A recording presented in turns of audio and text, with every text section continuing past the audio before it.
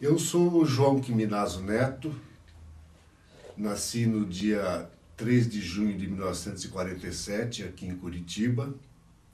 Sou filho de João Antônio Quiminazo e Alice Sanson Quiminazo, ambos cirurgiões dentistas. Sou casado com a Márcia Boglar Quiminazo. Eu tenho 2 filhos do meu primeiro casamento, a Fabiola Assunção Quiminazo e o Andrei Quiminazo. Tenho também, que me foram dados pela Fabiola, minha filha, uma neta, a Estela Assunção Quiminazo, que está com 15 anos, e tenho o Frederico Assunção Quiminazo, que está com 13 anos. Eu fui criado pelos meus pais dentro de um regime que era um pouco antigo, mas muito eficaz em termos de rigor nas coisas, pontualidade com os horários, responsabilidade, organização, enfim, todos esses princípios que no fundo também eram orientados por um princípio bíblico do respeito ao próximo e amor ao próximo. Então isso tudo me ajudou muito na vida e eu fui tocando aí para frente dentro desses princípios que são muito importantes. Eu comecei os meus estudos no grupo escolar 19 de dezembro, curso primário. Depois o curso ginasial eu fui fazer no Colégio Medianeira. Depois eu fui para o Colégio Estadual. Na verdade, no Medianeira eu fiz parte, inclusive, da primeira turma de alunos, que não foi bem o ginasial. O terceiro ano primário eu já fui para o Medianeira e depois fui para lá até o meio do curso científico, que se chamava na época, né? E depois disso eu fiz o vestibular para a Faculdade de Administração e Economia, a FAE. Sou bacharel em Administração e Economia. Eu tive uma infância assim muito rica, posso dizer, muito diferente dos dias de hoje, aonde nessa semana, por exemplo, começaram a caçar pokémons pelo mundo inteiro. Na minha época de infância não havia televisão, o que se ouvia era um pouco de rádio, e felizmente se ouvia muita música também em casa. Eu fui educado pela música clássica, pelo jazz, pela bossa nova, tanto por influência do meu pai, quanto por influência da minha irmã, que sempre foram os que comandaram a cena musical em casa. Tive uma vida, como eu disse antes, rica, porque eu tive a vida do bairro. Eu morava na rua Presidente Toné, onde eu nasci, próximo da Praça Espanha, e a gente tinha muitas coisas que se fazia na rua, brincadeiras, jogava-se futebol no meio da rua, colocava pedras como traves, se saía para o campo, porque tinha muitas chácaras em volta do bairro, né? Aquela região ali do Bigorrilho, Champanhar, Mercês, tinha muitas chácaras. Então, eram muitas aventuras que se fazia ali na turma de amigos. E depois carrinho de rolimã, essas coisas todas que hoje, quando eu comento com os meus netos essas coisas que eu fazia, eles ficam admirados, né? Poxa, faziam tudo isso. O jogo de bola de búrico, que não se ouve mais falar nisso. Então, enfim, foi uma infância realmente bastante rica. Depois, na fase de adolescência, eu já, com as necessidades do adolescente de ter alguns gastos extras, e meu pai sempre foi muito rigoroso e nunca deu mesada para os filhos, ele sempre dizia para mim: você tem que se virar. Se você quer fazer alguma coisa fora do que você tem em casa, você tem que ganhar o seu próprio dinheiro. E aí, então, eu comecei a usar a criatividade para poder ganhar o tal do dinheiro. Então, eu vendi chuchu no ponto da lotação, eu coletava jornais enfim, mais jornais, na verdade, para vender nos açougues e nas peixarias, que se embrulhava peixe e carne com jornal naquela época. E depois eu fui querendo desenvolver mais coisas, então eu acabei sendo frentista de posto de gasolina, depois eu fui ser lavador de tubos no laboratório da Santa Casa de Misericórdia, laboratório de análises clínicas e patológicas. Tive a oportunidade de trabalhar na coleta de sangue, depois na hematologia, preparando lâminas, inclusive para o Dr. Ricardo Pasquini, que é um dos grandes especialistas que nós temos na área hoje internacionalmente, né? E assim foi indo, e eu também fui vendedor da Olivetti, vendia máquina de escrever. Naquela época, a Olivetti queria concorrer com a Hamilton, que tinha a maior parte das máquinas do mercado, então tinha que andar com aquelas máquinas na mão, na rua, fazer visitas em escritórios e tentar vender a máquina chamada de moderna na época, né?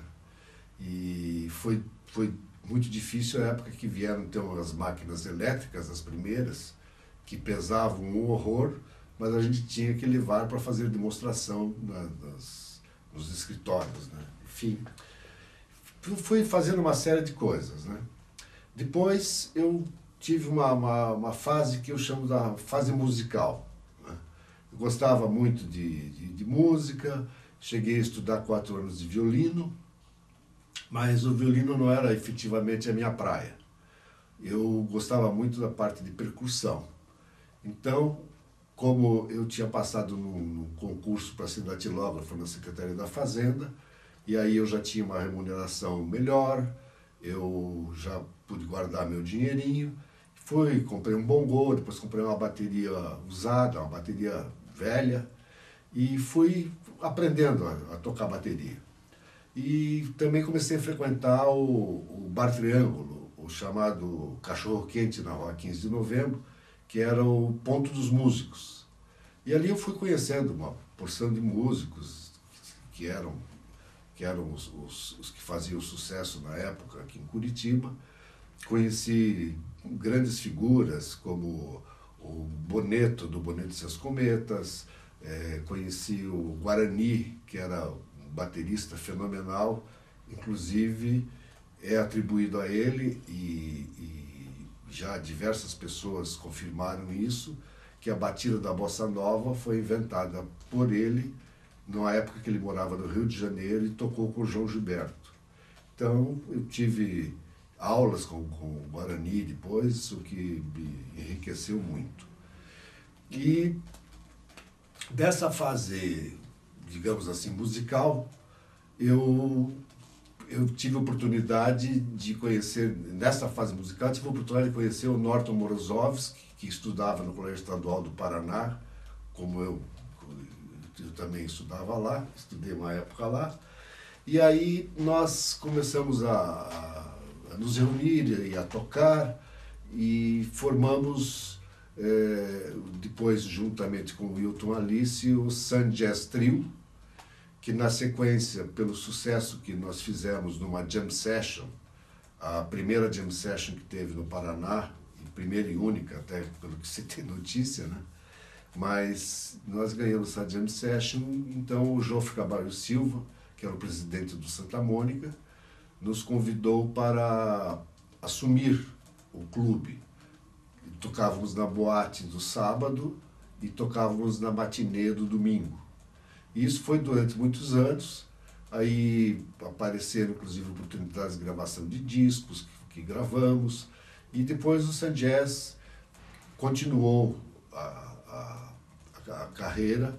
Eu, em 1972, e quando nasceu a Fabiola, minha filha, eu estava me formando também em administração de empresas, né? Eu, porque senti que o pessoal não queria sair, vamos dizer, da cena curitibana, muito embora a gente tivesse feito os grandes programas nacionais da época, como Flávio Cavalcante, Hebe Camargo, Chacrinha, essas coisas todas, estávamos fazendo muito sucesso, recebemos convites para fazer uma turnê de 1 ano nos Estados Unidos, depois 6 meses na Europa, e essas turnês que eu consegui, vamos assim dizer, com o presidente da gravadora, o pessoal, por uma série de interesses próprios, não quis sair de Curitiba, não quiseram se arriscar de ir para o exterior. O que foi uma pena, e eu aí desisti da carreira musical. Eu queria virar executivo, né? Eu sempre brincava que eu queria andar de blazer azul marinho, por sinal até estou com uma aqui agora, e calça cinza, e ter uma mala 007 e viajar bastante. Acabou tudo isso acontecendo. Eu aí saí dessa fase, vamos dizer, da música e fui para a área da publicidade e do marketing, né? Aí eu consegui também uma carreira de sucesso. Eu comecei na TV Iguaçu, sendo um dos auxiliares do Renato Mazanic na venda de espaços publicitários, e fazendo contato com as agências, eu acabei sendo convidado para ser contato da Múltipla Propaganda, logo no seu início, na sua formação. Depois da Múltipla, eu fui convidado para ir para a Lema Publicidade, para ser sócio da Lema Publicidade. E mais para frente, o Pir Máximo Nota, da PMN, me convidou para ser sócio da empresa dele. E nós ficamos durante, acho que mais ou menos uns 5 anos associados, e aí por razões, diria que empresariais, nós nos separamos. E eu saí do negócio da publicidade, e aí eu fui me despedir dos clientes. Muitos quiseram que eu aceitasse a oferta deles de recursos financeiros para abrir uma própria agência minha, e eu sempre disse a eles, não, eu não vou fazer isso porque eu acho que não é ético fazer isso. Eu trabalhei nessa empresa e as contas publicitárias que nós temos são dessa empresa, e eu não acho que eu deva roubar clientes de ninguém. E acabei desistindo dessa ideia. Mas quando eu fui me despedir da Lorenzetti, que tinha uma fábrica em Campo Largo, e aí o José Maria disse para mim, o Aldo Lorenzetti mandou te contratar para ser assistente da presidência, ser meu assistente. Eu disse para ele, ok, deixa eu pensar um pouco nisso, trocar ideias com a minha esposa na época, né? E aí fiquei pensando uns dias. Aí falei, poxa, eu fiz o curso de administração de empresas, né? Gosto muito da área de comunicação, gosto da área de relações públicas. Eu acho que eu vou fazer essa experiência e vou aceitar o convite. E aí acabei, a partir desse convite, ficando 15 anos no Grupo Lorenzetti. Foram experiências realmente fantásticas, porque eu pude...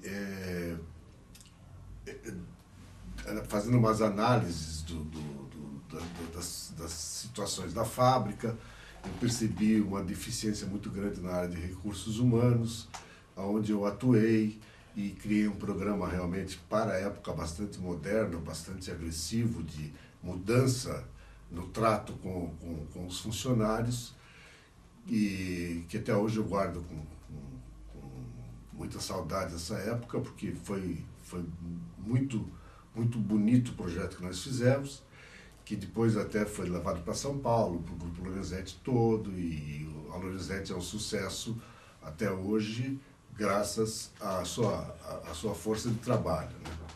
Então, isso foi uma coisa boa que aconteceu, E aí, na época lá de 1979, por aí, a, a fábrica aqui do Paraná era uma fábrica de porcelana elétrica, que fabricava isoladores de baixa, média, alta e extra alta tensão. Então esses produtos tinham que ter uma grande qualidade e uma grande responsabilidade e eles eram eminentemente queimados em fornos contínuos que usavam na época óleo combustível. E aí o Conselho Nacional do Petróleo mandou cortar o óleo combustível da fábrica, e isso criou um grande problema. Eu tive que ir para Brasília, fazer lobby e conversar, chegar até no presidente do CNP na época, para poder convencê-lo de que ele não podia cortar simplesmente no prazo de 90 dias o óleo da fábrica, porque a fábrica ia fechar. Tinha 1.730 empregados e ela não poderia fechar por conta da paralisação dos fornos, né? E os fornos contínuos, você para desligar precisa ter no mínimo 30 dias para desligar o forno contínuo, e aí você teria que reformar os fornos para usar um outro energético.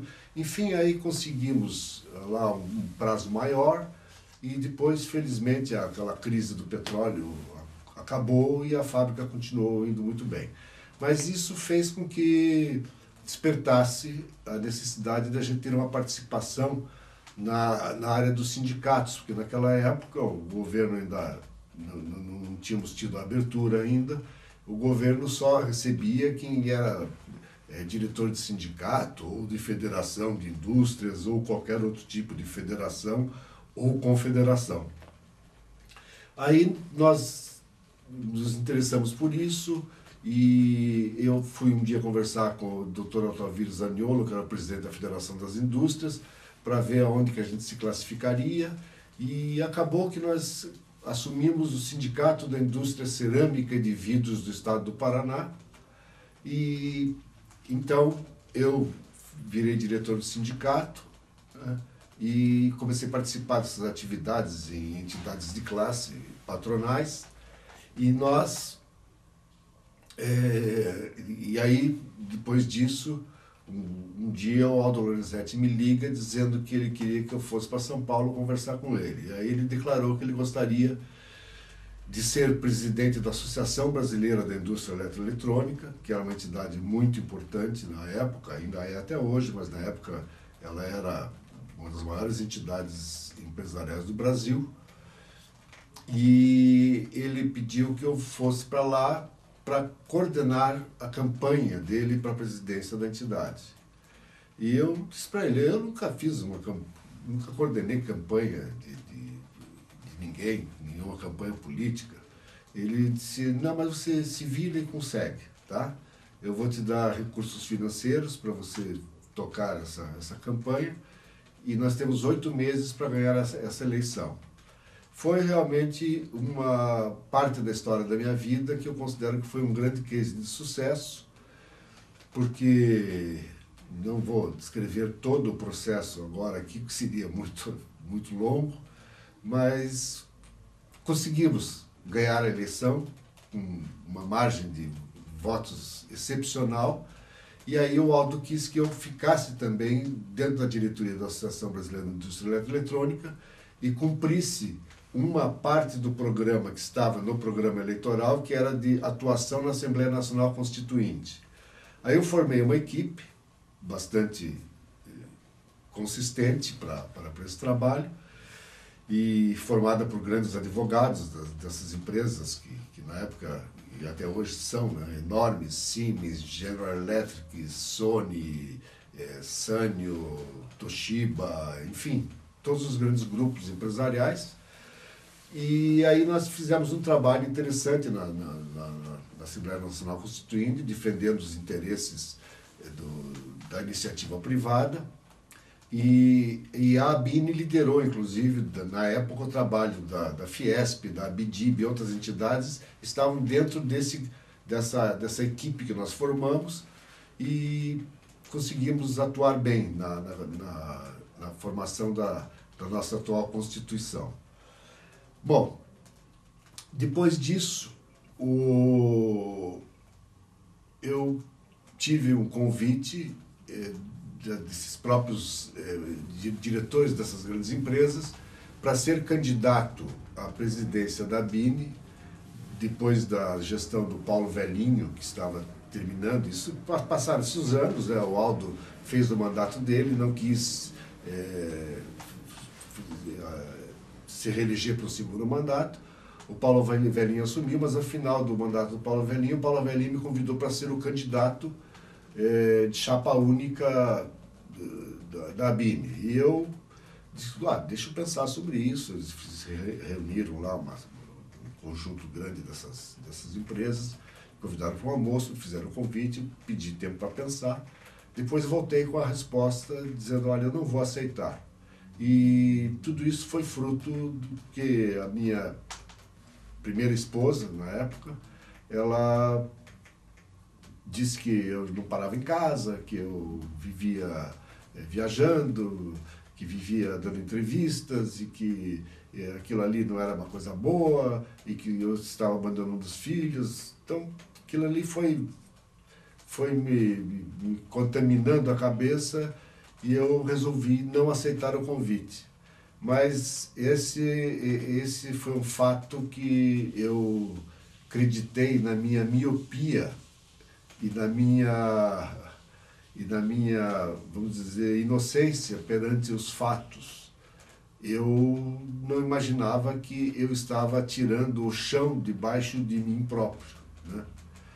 E aí eu realmente tive um período muito ruim, porque eu saí do Grupo Lorenzetti, fiquei procurando emprego durante alguns meses, não conseguia nenhum tipo de colocação, porque, afinal de contas, eu não aceitando ser o candidato chapa única, eu acabei entregando, facilitando a oposição ao grupo que liderava, facilitando a oposição de ganhar a entidade. Bom, enfim, são coisas do passado, mas fazem parte da minha história, e então por isso que eu estou relatando. Agora, o que eu aprendi com tudo isso foi que, seguindo os conceitos dos meus pais, eu sempre confiei muito nas pessoas. E continuo até hoje confiando muito nas pessoas, confio no ser humano, mas eu realmente tive esses episódios, essas coisas acontecem, e eu acredito isso a minha miopia política, como disse já anteriormente. Daí fiquei em São Paulo, não conseguia emprego, nada acontecia. Aí eu percebi que eu tinha lá uns recursos para poder comprar equipamentos e produtos para motociclistas. Eu sempre fui apaixonado por motocicleta, eu participava de um grupo de motociclistas em São Paulo e acabei fazendo uma série de contatos com os Estados Unidos e fui para lá e comecei a trazer malas e malas de produtos. Na época, facilmente se passava pela alfândega com produtos, e eu trazia luvas, camisetas, capacetes, enfim, produtos que me pediam para trazer, e eu ia para os encontros de moto e vendia. E fiquei aí uns 3 anos fazendo isso, mas era uma atividade totalmente informal, né? Até que a Sony do Brasil me chamou para ser diretor de Relações Externas. Aí eu fui, em São Paulo, era a sede da Sony. Fui para lá, fiz uma série de trabalhos, realmente durante um ano, trabalhos importantes na área de educação, na área cultural, consegui montar a primeira sala multimídia em São Paulo, que foi no Museu da Imagem e do Som. Então foram trabalhos que eu fiz para a Sony, mas eu não estava satisfeito, porque a filosofia da empresa era uma filosofia que eu não se coadunava comigo, né? Você tinha que só fazer coisas que estavam no manual. E eu não gosto muito de fazer as coisas de acordo com o manual, eu gosto de usar criatividade. E aí, nessa época, um ex-funcionário da PMN, que trabalhou conosco, me convidou para vir para Curitiba. Ele tinha se associado a um grande empresário que tinha montado uma agência, e esse empresário pediu que ele fizesse contato comigo, porque gostaria muito que viesse para Curitiba para trabalhar nessa agência. Eu acabei pedindo demissão da Sony e vim para Curitiba. Até eu gostei muito na época que isso tivesse acontecido, porque o meu pai tinha ficado muito doente e eu tinha poucas oportunidades de vir para Curitiba, então eu gostei da ideia. Só que isso durou 3 meses. Esse ex-companheiro de agência brigou com o sócio empreendedor e a agência acabou. Repentinamente ela acabou. Aí eu fiquei mais um tempo sem conseguir nenhuma colocação. Aí um dia encontrei a Silvia Dias, que sempre foi uma jornalista do meio publicitário, sempre foi muito respeitada, e ela me convidou para trabalhar no jornal que ela tinha, que chamava Directa. E eu fiquei trabalhando no jornal, vendendo anúncios, mas com muita dificuldade na época, é difícil conseguir anúncio para esse jornal. E aí um belo dia eu fui visitar um amigo meu que era diretor da Associação Brasileira das Concessionárias de Rodovias, e cheguei lá, só estava a secretária no escritório, e eu perguntei por ele. Ele disse: não, ele saiu, ele foi convidado para ser diretor de uma indústria e foi para essa indústria. Eu disse: ah, que pena e tal. Aí tomei um cafezinho e ela perguntou o que eu estava fazendo. E eu falei que eu estava vendendo anúncios para o jornal, né?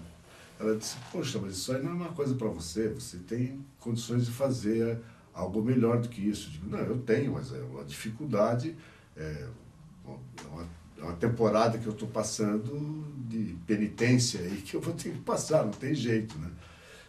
Mas se souber de alguma coisa, eu disse: não, eu sei, eles estão procurando aqui um diretor, né, para a associação.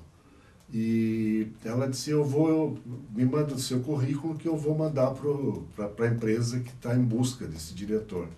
Aí eu mandei o currículo para ela, e uma semana depois me chamaram nessa empresa de colocação de executivos, e eu fui aprovado e estou, então, desde maio de 2000, como diretor da Associação Brasileira de Concessionárias de Rodovias, tanto aqui para o Paraná quanto para Santa Catarina.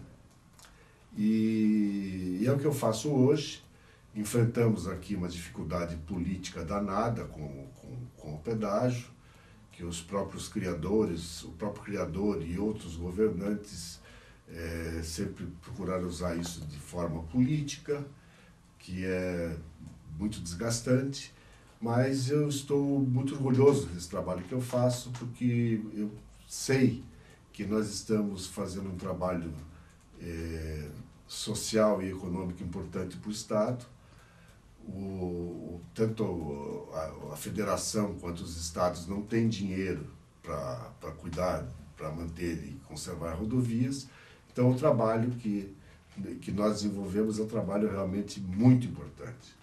Então, eu estou muito feliz com o que estou fazendo, e até essa data é o que eu faço. E essa é a minha história, um pouco longa, mas é isso que eu tinha a falar sobre o João Quiminazo Neto.